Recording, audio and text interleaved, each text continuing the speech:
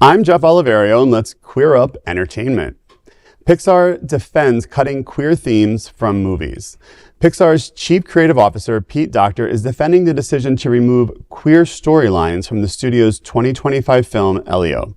In an interview with the Wall Street Journal, Docter said the studio wanted to avoid putting parents in situations where they might have conversations with young children that they are not ready to have. He said, quote, "We're making a movie, not hundreds of millions of dollars of therapy," end quote.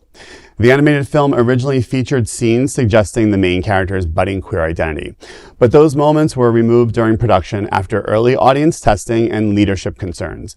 Director Adrian Molina left the project in 2023. Scenes reportedly cut include one where the young protagonist turns collected trash into a fashionable pink tank top, and another involving a possible male crush.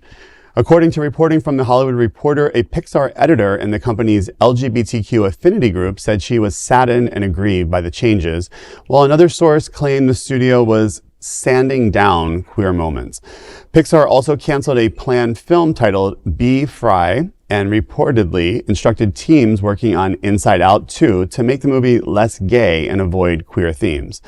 Later, parent company the Walt Disney Company cut a transgender storyline from its animated series Win or Lose.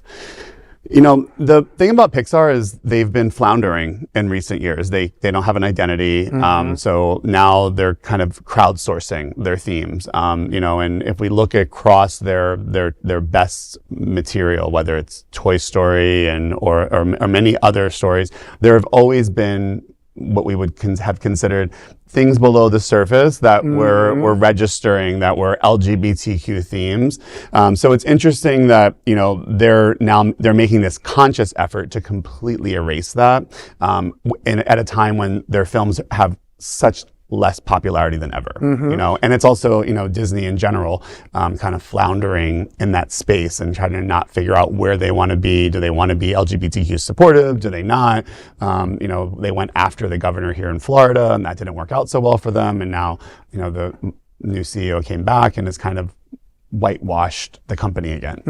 I thought it was particularly offensive when he said something about we're not doing hundreds of millions of dollars in therapy. Why would showing a queer character with a wonderfully amazing pink tank top and a budding crush on, somebody of the same sex, why would that cause anybody to need hundreds of millions of dollars of therapy, or what large audiences can't handle that? I think really that was very tone deaf for the times that we're living in. And I think that he's pandering to, I don't know if it's maybe the people that are funding, Pixar, or the administration. They don't want to be canceled. I don't know what it is, but it just didn't read very nicely in terms of... And that's the whole lens it's coming from, though, isn't it? It's an inability to understand that for a child who is born LGBTQ+, it's not therapy for them. It's joy. It's what every little child deserves to have. To see themselves. And I'm sorry, if you're going to pick up a piece of trash and make a pink tank top, and I've done it at all ages, it's going to happen, right?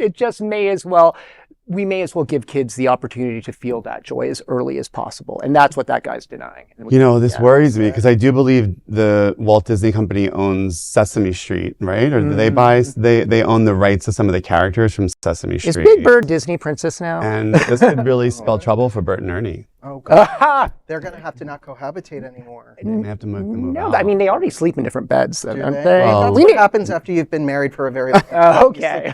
Beds, just like straight people. Gays, they're just like straight people. They really are. Absolutely.